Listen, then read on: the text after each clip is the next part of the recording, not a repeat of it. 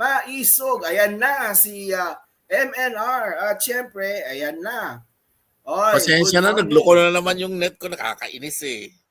Aminin mo na, MNR, nanggaling ka uli kay boss. Nag-wormhole ka uli. Nandito ako sa Leyte. Naka-ano siya, what do you call this? Naka-mute. RJVC Blog. Ruby. Hello po. Ay, Ruby, Hey, kumusta? Hi. Akala ko naman machong-macho yung yung kausap ko. Isang napakagandang dilag pala ang kausap ko. Yes, this is Ruby RJYC Vlog. Ako po yung kasama ni Palangga. Kami yung kasama niya dito sa Vancouver. Kumusta yung... Napakasaya yung po. Vancouver? Sobrang saya. Sobrang saya. Pa-share ng experience, madam. Sige po. Yeah, actually, ako yung isa sa nag-pick up sa kanya. So, ako yung naging driver niya nung unang araw niya. Actually, I'm so honored. Hindi pa nga rin ako makamove on eh. Kasi hindi ko akalain na ako yung magdadrive kaya ating Palangga.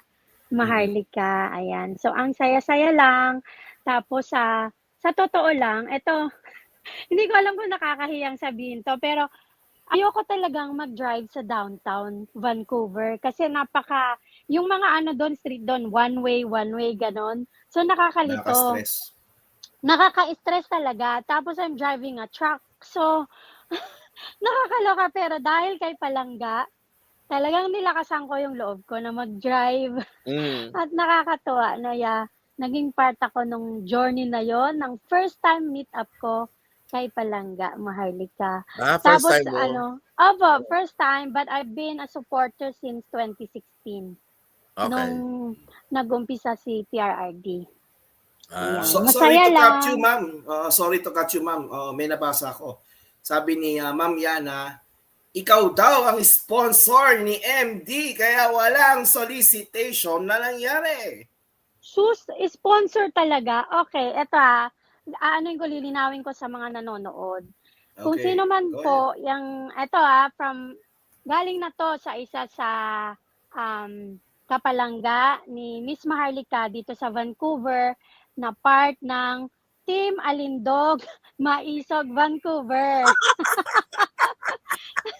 Team Alindog kasi ayaw nilang ipahiram yung Maisog lang, di ba? So, Team Alindog, Maisog ng Vancouver.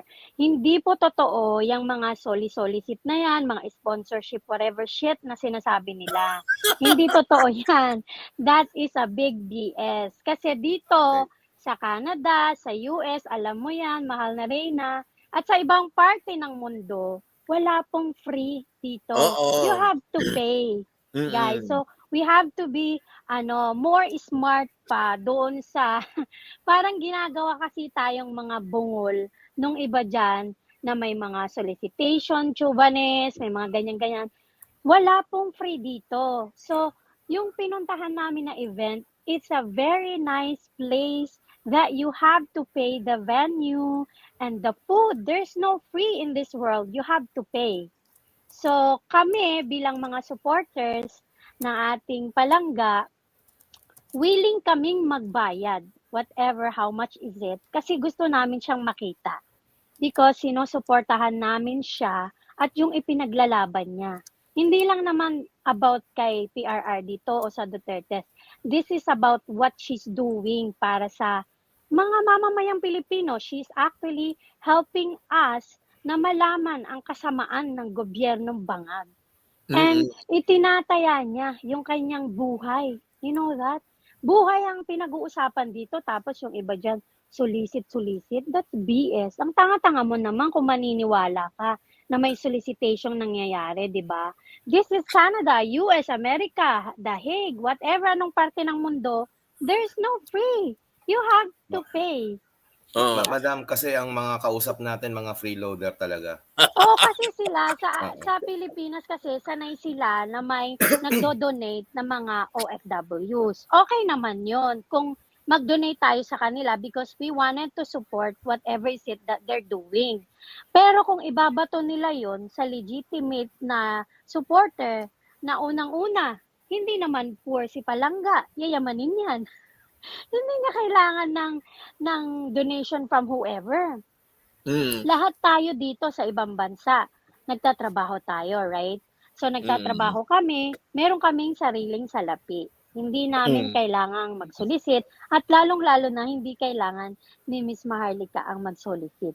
Dahil, ay nako, kung hindi nyo lang alam, as in, nakakaloka, napakabait ni Maharlika. As in, alam nyo bang nakailang halik siya sa akin kagabi? Buti na lang mabango ako. Hala.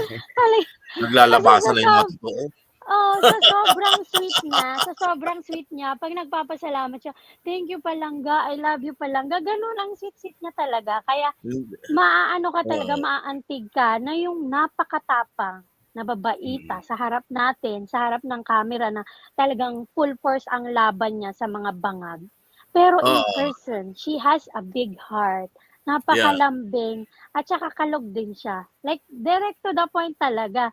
Yung pagkukwento niya, inaabot na kami na madaling araw sa dami ng chika niya. Kagaya nga nung kinikwento ko yung ginawa ng story, yung masyadong madakdak, si Dakdakera, yung $70 per plate doon sa Holiday Inn ba yun sa Long Beach. Event nyo. So, kung magjo-join ka, syempre, magbabayad ka $70 per plate. Ang tawag niya doon is solicitation. Hindi yung solicitation. At saka dito, kahit na anong event naman like halimbawa, my birthday, you know what? Walang solicitation doon. You still have to pay. You have to pay. Yeah, kailangan mong mag-ambag ng, halimbawa, meron kayong papatlak. Ang ambag mo, yung dala mong pagkain o kaya mag-uusap-usap kayo magkakaibigan or we're gonna have an event and ganitong amount ang babayaran natin kasama na yung food dyan and the venue. So if you wanna join with that crowd, then you have to pay. Otherwise, you have to pay. Yeah, otherwise, how are you gonna join? Tapos walang free. Promise, walang free dito. Lahat birthday nga ni Maharlika. Sabi ko, hoy Maharlika, ano ba to? Birthday Maharlika, nag-aambagan kami. Kasi yung lugar kasi gano'n naman, di ba? Dito sa ibang bansa, walang free. Kalokohan niyang mga solicitation. Actually, gusto kong palawakin niya na Mahal na Reyna at saka Kuyang Nelson. Ay, makakuya naman ako. Magkaedad lang yata tayo. So, yun. Gusto kong palawakin yung about sa solicitation chubanes na yan. Hindi totoo yan na nagsusolicit si Miss Maharlika. Kung nung mga nakaraan, nilagay man niya yung Zelle, whatever, niya dyan. Kasi gusto niyang tulungan yung mga kababayan natin that time. Sino ba yun? Si agent, di ba? Nagka-problema siya. Sino pa ba yung iba pang nagka-problema? Through her, tinulungan niya yung mga tao na yon or directly na i-donate sa whoever. Pero yung mapupunta sa kanya yung salapi, never. Never. Kasi si Miss Maharlika, kung gugustuhin lang niya ng salapi, my God, katabi niya na yung demonyong madaming salapi. Nakatabi na niya, nakasama niya, nakadaupang palad niya, nakasama niya sa isang table, nakatabi niya, elbow to elbow, whatsoever, kung ano matatawag mo dyan. Kung salapi lang ang pag-uusapan, kayang-kaya niyang magkaroon ng limpak-limpak na salapi. But she didn't do it. Tumayo siya sa kung ano yung totoo. Tumayo siya sa tama. So, walang price yan eh. Walang presyo yung ganyang dignidad at integrity. Hindi mo yan mababayaran. So, kung aanuhan siya ng solicitation, napaka-cheap naman nun. Kasi ang konti-konti naman ng solicitation, barya-barya lang. Ang kaso, syempre, maraming kaaway na ito si Maharlika. So, nakaset na yung conclusion sa utak nila. However you explain, whatever you say, gano'n na yun. Hello, Palangga C. Hello Good morning! Good morning, Palangga C. Good morning. Yun lang yung pinapaliwanag ko lang na ang saya-saya namin na nandito si Miss Maharlika. And talagang sobrang napakalaki ng puso niya. Bilib na bilib talaga ako sa katapangan niya. Sana magkaroon ako ng kahit na 1/4 ng kanyang katapangan. I have a question for you, madam. Oo. Sige po. Oo, kasi si Aldog, nagkakalat na naman si Aldog. Oo, alam mo naman, siyempre, Jasong Chulul, di ba? Ang sabi niya, nilangaw daw ang inyong event. Oo, Okay, balita-balita okay. sa ano, nilangaw daw. Sige. Pinagkakalat niya kasi. Explain ko po yan. Wala pong nilalangaw. Actually, madami pong nagme-message sa aming organizer na gusto po nilang mag-join. Pero for security reason, talagang pinili lang po yung mga makakapunta. Yun lang yung mga dati pang supporter na nagkakitaan na mata sa mata. Yung dati pang nagsusupport na talagang nandun ever since. Kasi naka-4 na punta na po dito si ating Maharlika Boljacan. Naka-4 na beses na siyang pumunta rito. And that time, those people na nag-join before are the same din at nilimit lang talaga yung tao kasi nga for security reasons, syempre pinapangalagaan din namin yung security ni Miss Maharlika. Kasi nung nakaraang mga ano noon, meron palang mga siraulong NPA or whoever ang sumugod doon sa event nila and ayaw na naming maulit-uli yun. Pakiulit, madam, may mga kalaban. Hindi ko na lang sasabihin na NPA kasi parang NPA na permanent address siguro. QMBs. Yung mga wala sa hulog na mga nilalang. Sumugod sila doon at nung time na yung about kay Attorney Harry Roque at kay Attorney Glenn Chong, nung nagpunta sila noon dito sa Vancouver, nagkaroon ng mga ganyang hindi kaaya-aya. So ayaw naming pagdaanan yan ni Miss Maharlika at kami din ng mga supporters. We want a peaceful and very quiet meet and greet. So hindi po nilangaw. Actually, marami nga po nagtatampo sa aming organizer kasi nga marami siyang tinanggihan. Kasi yung iba din kasi parang kumukuha lang sila ng idea kung saan yung location, ganyan. Hindi talaga sila yung minsan meron pang nagsusungit. So talagang yung amin pong napakahusay na organizer is pinipili din niya ang tapang din nun, grabe, kasing tapang ni Miss Maharlika as in bagay sila talaga. Kaya sila nagkamabutihan. Parehas silang matapang. So, talagang sinala, kumbaga sinala kung sino lang yung dalisay. Hindi naman, ang ibig ko sabihin yung talagang nakilala niya na dati pa kasi nga, for security reason. Pinapangalagaan din namin yung security ni Miss Maharlika kasi hindi natin alam, baka nakarating na pala yung mga kampon ng kadiliman dito, di ba? So, guluhin yung event. So, pero other than that, hindi yun nilangaw. Pinili lang yung talagang, kumbaga, sila yung kakilala ng organizer na nung mga nakaraan ay nakapag-join na and mapagkakatiwalaan niya. Kasi yung mga pinag-usapan namin sa event na yon hindi siya basta-basta eh. Hindi siya pwedeng ipagkalat sa madlang people, yung ganon. So yeah, yun po yun. So si Aldog, kung sa palagay niya nilangaw, di ano magagawa natin doon? Opinion niya yun. Lahat naman na yata ng pangit na pwede niyang sabihin kay Maharlika, sinabi na niya. Kulang na lang sabihin niya na si Maharlika pumatay kay Rizal, kay Lapu-Lapu, at kung sino pa. So, hindi na natin sila mapiplease. Hindi, alam mo, Ruby, lalangawin naman talaga yung sa Vancouver. Kasi, bawal doon yung mga yung mga tinatawag na TNT. Hindi ka pwede pumunta doon pag TNT ka. Ano po yung TNT? Alam mo TNT? ibig sabihin?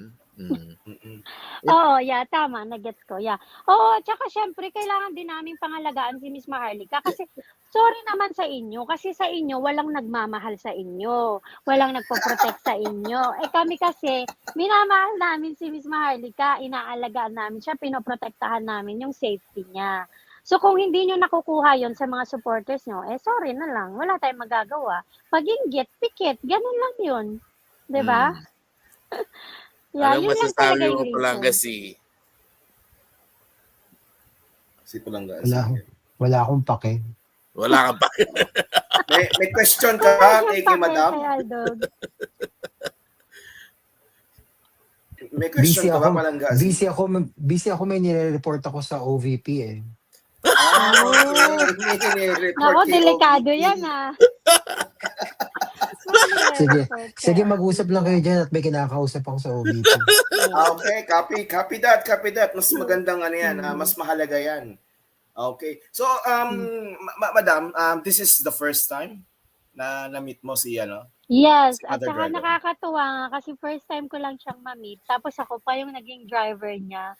Nakakaloka as in hanggang ngayon hindi pa ako makamove on. Kasi na-starstruck ako sa kanya kasi kung gaano siya sa nakikita natin sa YouTube, ganun din siya ka-jolly in person. Yung nakita ko sa The Hague na ang saya-saya ng mga tao na ma-meet siya, ganun din siya dito.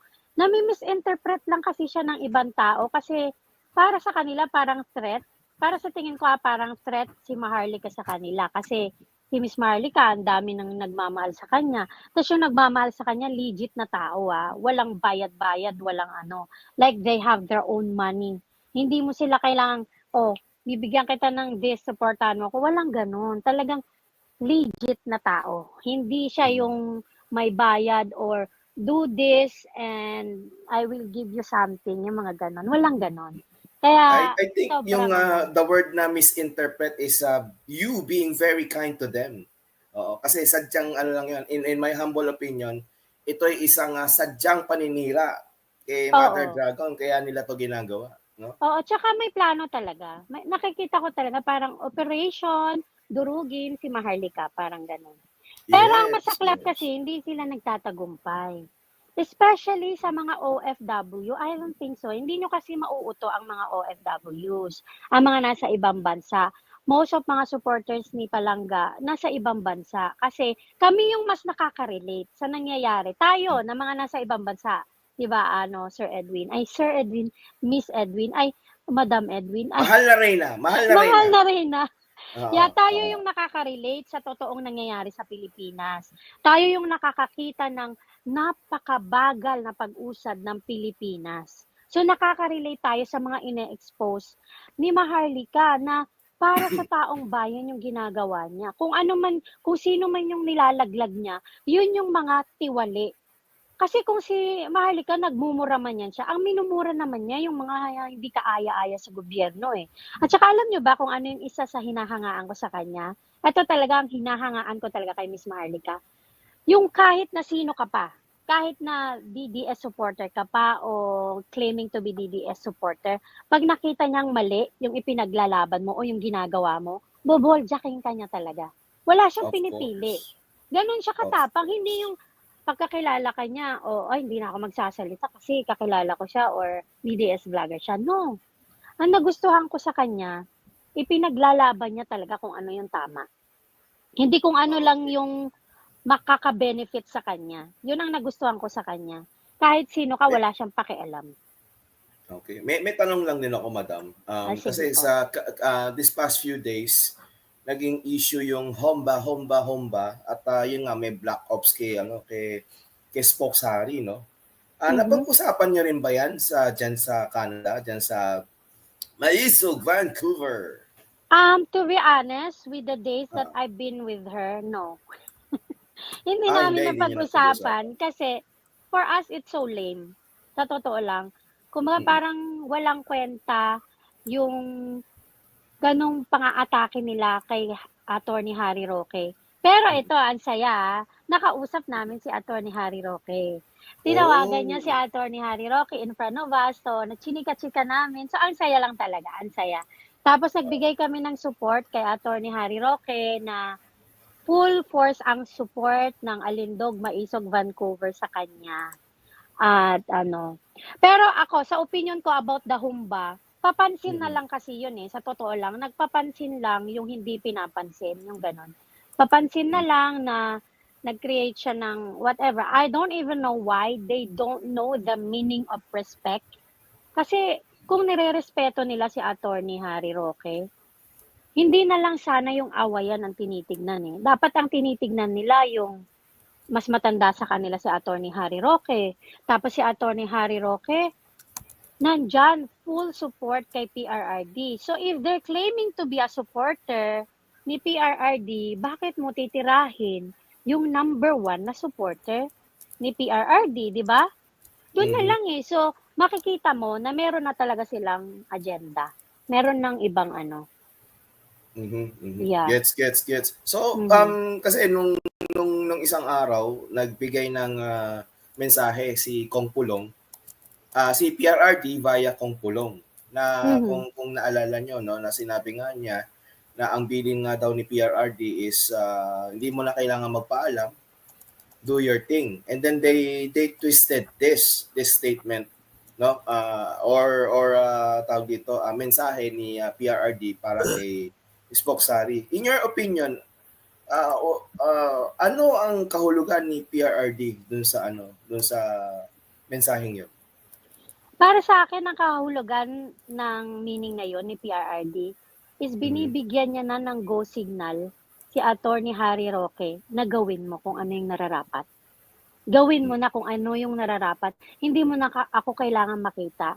Hindi mo na kailangan ng lagda ko o signature ko para for you to do what do you think is the best. Pero yung narinig ko nga na inaano nila na parang shut up si Attorney Harry Roque, wag nang makialam whatsoever, yun ang inaano nila. Uulitin ko nga po, sabi ko nga po, wala na pong sasabihing mabuti ang mga taong iba na yung intensyon. Wala ka nang sasabihing mabuti sa dati mong sa taong supporter ng Duterte kung ang purpose mo is iba na. Kasi kung sila ay nasa same line pa din natin, same pa rin ang ipinaglalaban, same pa rin ng alam na nila yun magigets na nila kung anong ibig sabihin ni PRRD. But because they want to have a different narrative, gusto nilang sabihin sa tao yung iba ng, kasi they're trying to sirain si Attorney Harry Roque and si Maharlika, di ba? So lahat ng pwedeng negatibo na pwede nilang ipasok sa bawat nangyayari ngayon ay gagawin nila. So kahit mismo yung sinabi ni PRRD, kailangan ibang narrative din ang sabihin nila. Kailangan maging negatibo rin. Kasi nga iba na yung reason ng ipinaglalaban nila. Yun ang nakikita ko dyan. Ano po yung palagay niyong dahilan bakit nila tinatrabaho si Spokes? Hello, napaka-obvious naman yan. Channel 167, sobrang obvious. Share Kasi us. syempre, si Attorney Harry Roque, number 1 na supporter ni PRRD ever since na nag-umpisang maging presidente si PRRD. Si Attorney Harry Roque ang may kakayahan din na tumulong sa kanya, pero hindi siya nabigyan ng pagkakataon na maging party nun. Hindi natin alam kung ano yung main reason. Tapos si Attorney Harry Roque ay isa sa tumutuligsa sa bangag administration, 'di ba?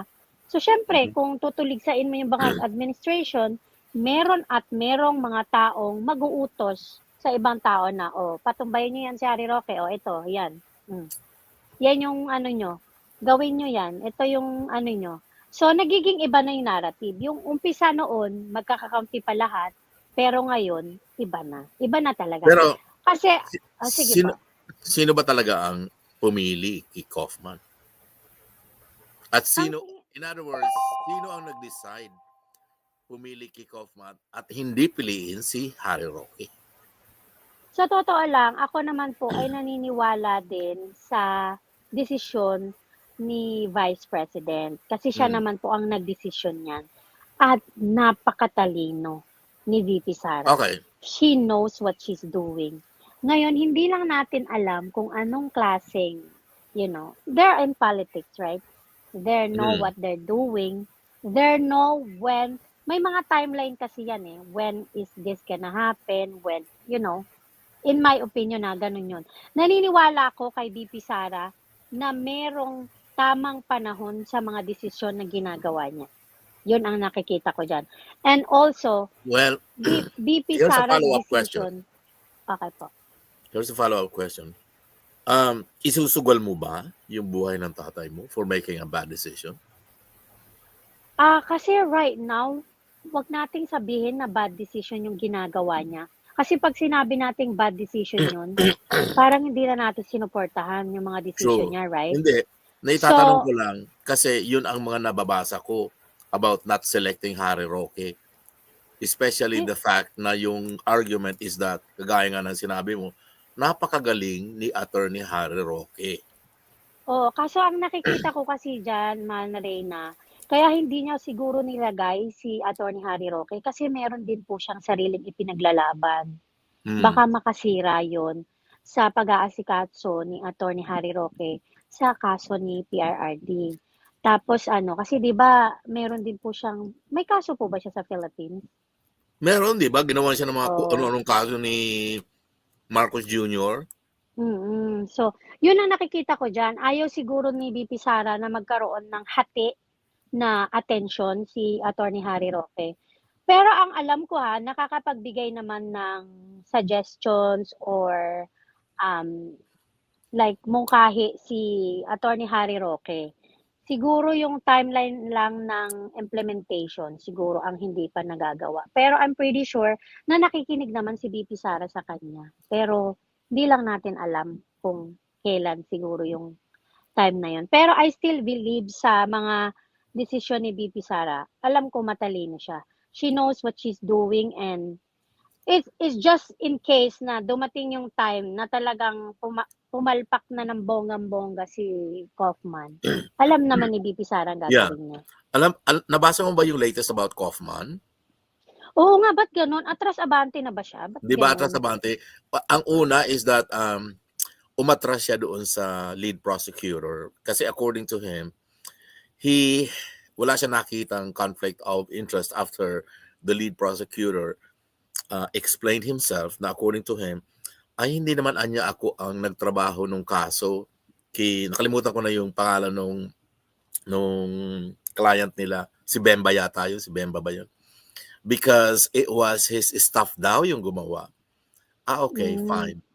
Pero ngayon, ang next na news na nabasa ko is that hindi pala alam ni President Duterte yun. Na umatras siya. So, was that because nalaman bigla ni President Duterte na umatras siya? Kaya nung nalaman ni President Duterte, Yeah. nag-turn around Alam against niyo siya. sa totoo lang, ayan na si Madam Pretty Yumi. Hello, Madam Pretty Nagpagupit ka, Yumi. girl? Nakapusod lang. Nakatali. Okay. Nakapusod. Yeah. Ang ganda-ganda talaga ni Ay, Yumi. sisirain ko na lang yung hair ko. Oo. Di ba? Hello. So, ayun, yun ang Hello kay naisip Mami ko. Tush. Uy, alam niyo ba, may chichika lang ako sa inyo ng mabilisan. Kasi Okay, nakita ko ano si yun? Mami Tush. Kasi nung one time nag-live sila ni Pretty Yumi. Tapos si Mami Tush, hinulaan niya ako. Sabi niya, party-party, saya-saya lang. Alam niyo ba, nagkatotoo talaga. Nag-party-party lang kami, nagkasiyahan lang kami nila Miss Marlica nung pagdating dito. Nagkatotoo yung hula niya na, okay naman, masaya naman, magpa-party-party lang kayo, kainan. Ayun, nangyari nga the next day. Walang di ba? Walang Ang eksena. galing. Ang galing mo, Mami to. Sana hulaan mo rin ako kung kailan ako yayaman. Bumili ka ng loto. Yung loto ba ng US sabay dyan sa Canada? Kasi 700 million dito yung Powerball eh. No, hindi po. Iba po sa amin. Iba sa amin. Iba sa amin. Anyways, yun nga, yung balik tayo kay Mr. Kaufman. Actually, minsan nakakapagduda na rin ng mga pinagagawa niya. Nung parang nagiging pakbit na siya.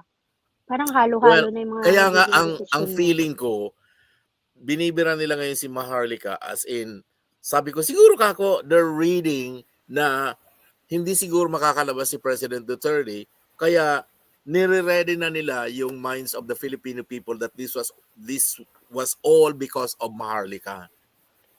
Ano naman kinalaman ni Miss Maharlika doon? Exactly. Ano, judge ba siya?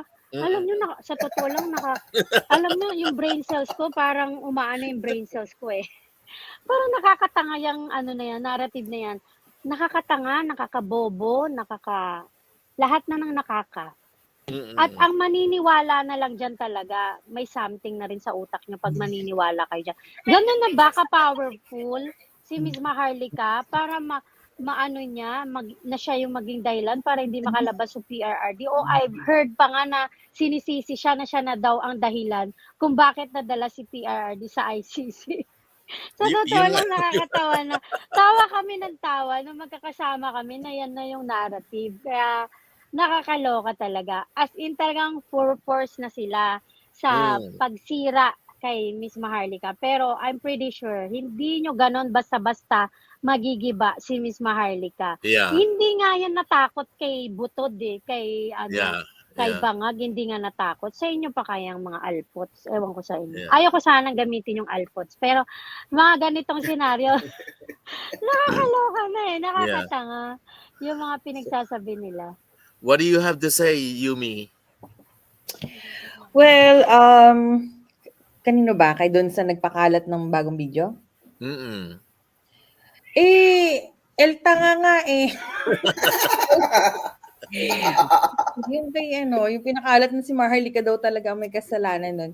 Hindi, kasi ito lang yun na guys. Huwag kayong pumayag.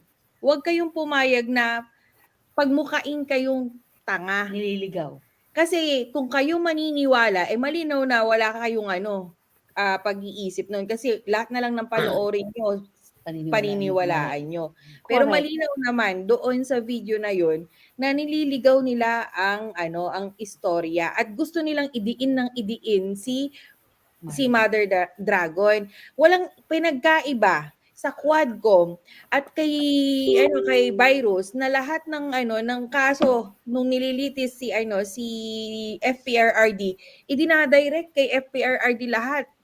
Ultimo Pogo. Ultimo si Alice Guo na nga nagsabi, hindi ko kilala si tatay, hindi ko nagpa-picture lang ko, pero pinipilit pa rin ni Virus na meron silang koneksyon. Mm. So, walang iniwan yan doon kay El Tanga. Nanuknukan ng tanga, kukuha ng video, doon pa sa lumuting puno. Ano yun? Maligno lang ang peg mong ungas Mukha naman ka. siyang maligno, talima. Oo, hindi nakakatawa lang. Alam mo, tsaka kasi nakakatawa pa kasi si Miss Maharlika, pinagtatawanan lang sila. Hindi Di siya ba? affected, sa totoo lang. Hindi talaga siya affected. Nagkasayahan lang kami habang pinag-uusapan na siya yung may kasalanan about kay PRRD. Nagkakasayahan, kainan, kantahan. Hindi siya talaga affected. As in, napaka-tibay ni Miss Maharlika. And Maharlika is Maharlika. Hindi nyo na magigiba yan. Whatever you do. Okay. Ito breaking news nga daw kasi puro kay Tori. Basahin ko lang yung nga daw na-relieve na nga daw si Tori sa kanyang posisyon. Buti nga. Meron na talagang decision na lumabas galing from palasyo. So immediately vacate the opisina. Anong eksena ni... Wala akong nabasang reason kung bakit. Walang reason. Mahal Pero na Reyna. ang chika na Mahal na Reyna. nabasa ko was Teka that muna, yung mahal na Reyna. Dali. Imbierna ako sa iyo, ha? Ano na naman pasabog mong yan na kineme mong sa ulo mo? Ikaw na talaga Reyna. Kahapon pink na sombrero. I like your style. I love it. ito, Yes. hindi, maginaw dito sa kwarto ko kaya yung ulo ko, yung tumbong ko, giniginaw. Bumbunan mo. I love it. Baka mahamugan. Baka sipunin. US yan. Pakibasa nga ang pangalan, Orlando Bukadgad.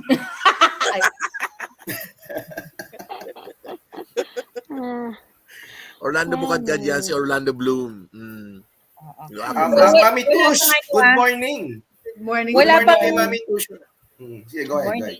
Love you all. Walang